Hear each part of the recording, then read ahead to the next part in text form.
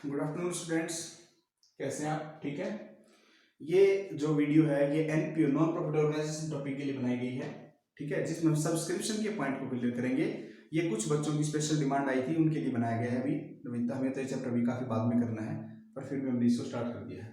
तो आपको याद रखना है कि सब्सक्रिप्शन है, शुरू करते हैं हम। सब्सक्रिप्शन हम केवल वो लेंगे जो हमारा करंट ईयर से रिलेटेड होगा, ना हम पिछले साल का लेंगे, ना ही हम नेक्स्ट ईयर के लिए लेंगे, आने वाले साल के लिए नहीं लेंगे। हम ओनली करंट ईयर के लिए लेंगे। ठीक है।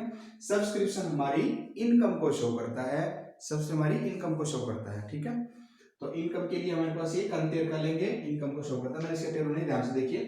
तो एक तो हमारे पास ओपनिंग बैलेंस शीट होती है, एक क्लोजिंग होती है, और एक हमारे पास है इनकम एंड एक्सपेंडिचर अकाउंट होता है। मैंने इसमें ओनली इनकम साइड लिखी है। ठीक है। अब देखिए पॉइंट, सब्सक्रिप्शन रिसीव्ड। मान लीजिए आपको 1 लाख रुपए मिल गए। कितने रुपए मिल गए?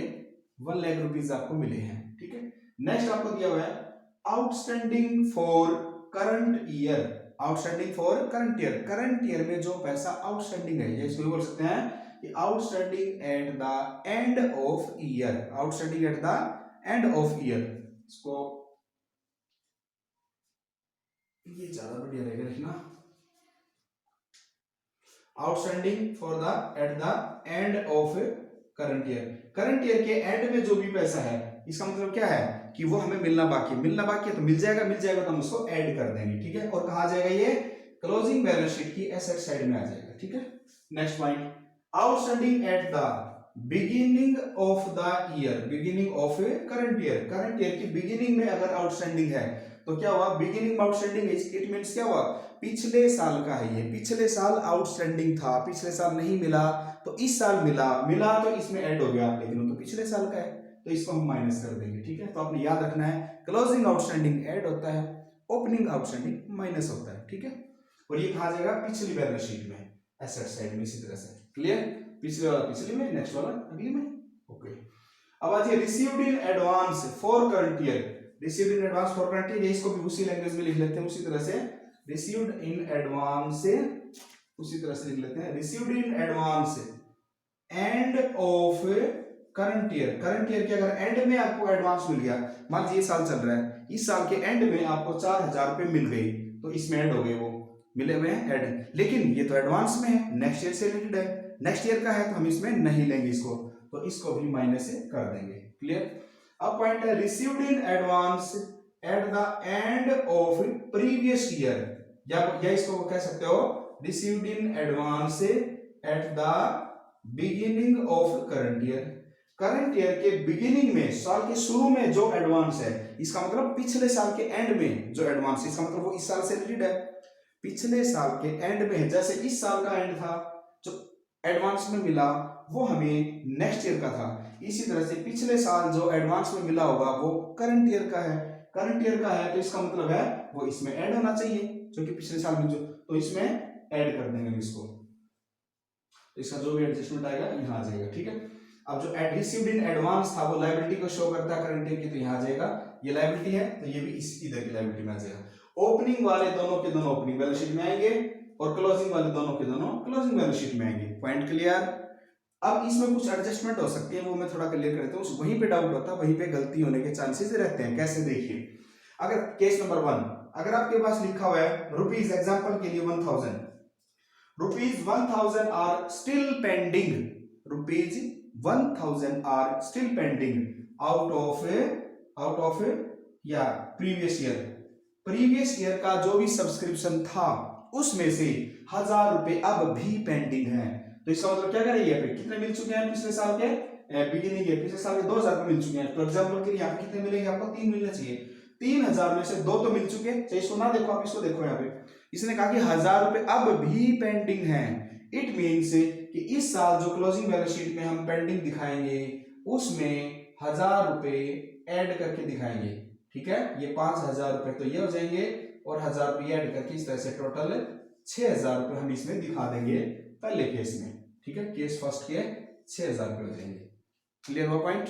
नेक्स्ट पॉइंट, आउटस्टैंडिंग सब्सक्रिप्शन है फॉर द करंट ईयर 2018 ये 2017-18 के लिए मान लीजिए, 1 मिनट के लिए, ये कितना है?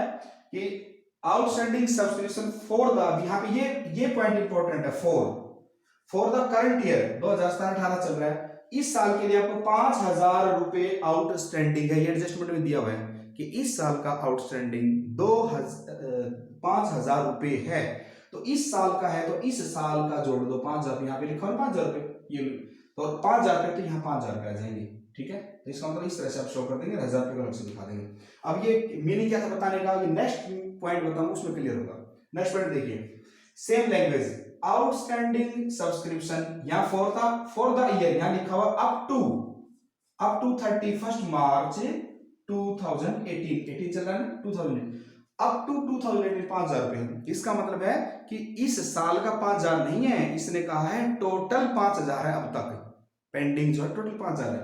अब यहाँ पे कहता है क्वेश्चन में कि 1,000 रुपए अब भी पेंडिंग है, मतलब इस पॉइंट को अगर इसके साथ ले तो ये पॉइंट रहेगा, और इसी पॉइंट को अगर हम इसके साथ लेते हैं, दो पॉइंट दे दिए कि 1,000 रुपए अब भी पेंडिंग है और आउटस्टैंडिंग सब्सक्रिप्शन 2017-18 में 5,000 है, तो ये करेंगे 5,000 रुपए यहाँ जाएंगे और 5,000 रुपए यहाँ पे, 1,000 रुपए भी पेंडिंग है वो भी जोड़ देंगे, 6 आ जाएंगे टोटल यहाँ पे। और अगर कंडीशन है outstanding subscription are still pending, और इसके साथ बीच वाला पॉइंट छोड़ दीजिए, एक बार ये पॉइंट छोड़ दो और सीधा थर्ड पॉइंट पढ़ो कि और आउटस्टैंडिंग सब्सक्रिप्शन अप टू 31 मार्च 18 5,000 रुपए जो आउटस्टैंडिंग है सब्सक्रिप्शन, वो सब्सक्रिप्शन हमारा टोटल है अप टू। ठीक है, इट मींस 31 मार्च की बैलेंस शीट में केस नंबर सेकंड में यहां दिखा देता हूं, केस नंबर से ये तो हो गया फर्स्ट का, केस नंबर सेकंड में क्या आएगा, सेकंड के टोटल 5,000 रुपए आएंगे, इसने कहा ना अप टू 31 टोटल 5,000 है। इट मींस यहां जो ये है ये 5,000 रुपया नहीं है, टोटल 5 है, इस 5 में क्या कहता है, ये 1,000 रुपए तो पिछले साल के, इसका मतलब है इस साल के केवल 4,000 रुपए हैं, कितने हैं 4,000, तो इसका मतलब है यहाँ पे 4,000 रुपए आएंगे इस केस में, और यहाँ पे 5,000 रुपए आएंगे इस केस में। क्लियर हो पॉइंट? ठीक है, अगर कहे फॉर द ईयर तो सीधा सा पॉइंट है, जितना बताया जाए उतना पॉइंट इसमें इनकम में, और 5,000 रुपए सीधे यहाँ जोड़ के दिखा दो। लेकिन अगर कहे टोटल 5,000 तो फिर 5,000 यहाँ ये बार इसमें से मतलब माइनस करके यहाँ दिखाओगे। समझ में आ गया होगा पॉइंट? कुछ भी वो नहीं, इसमें 4 का याद ध्यान रखना है और अप टू का याद रखना है। ठीक है, आप इस वीडियो को एक बार दोबारा से रिवाइंड करके सुन लीजिए तो आपको सारा पॉइंट दोबारा से टोटल क्लियर हो जाएगा। ठीक है, बस एक ही बात याद रखनी है कि हमें सब्सक्रिप्शन केवल वो लेना है जो इस साल का है, और हमें कोई नहीं लेना। और ये जो प्लस माइनस 4 पॉइंट किए हैं ये भी केवल तभी प्लस माइनस करने हैं अगर इसमें ऐड या लेस हो। और इसको याद रखने का एक ही तरीका है कि क्लोजिंग आउटस्टैंडिंग, एक पॉइंट याद रख लो, क्लोजिंग आउटस्टैंडिंग, इस साल का जो आउटस्टैंडिंग है वो ऐड होता है, तो इसका मतलब है वो इस साल का जो ओपनिंग है वो माइनस होता है, और रिसीव्ड इन एडवांस है इस साल का क्या होगा क्लोजिंग। अगर क्लोजिंग आउटस्टैंडिंग ऐड होता है तो received in advance closing minus होता है, तो अपने आप ओपनिंग जो वो प्लस हो जाएगा। ठीक है, तो ये पॉइंट आपने याद रखने हैं। कोई डाउट है किसी को तो देख लीजिए। Okay, bye.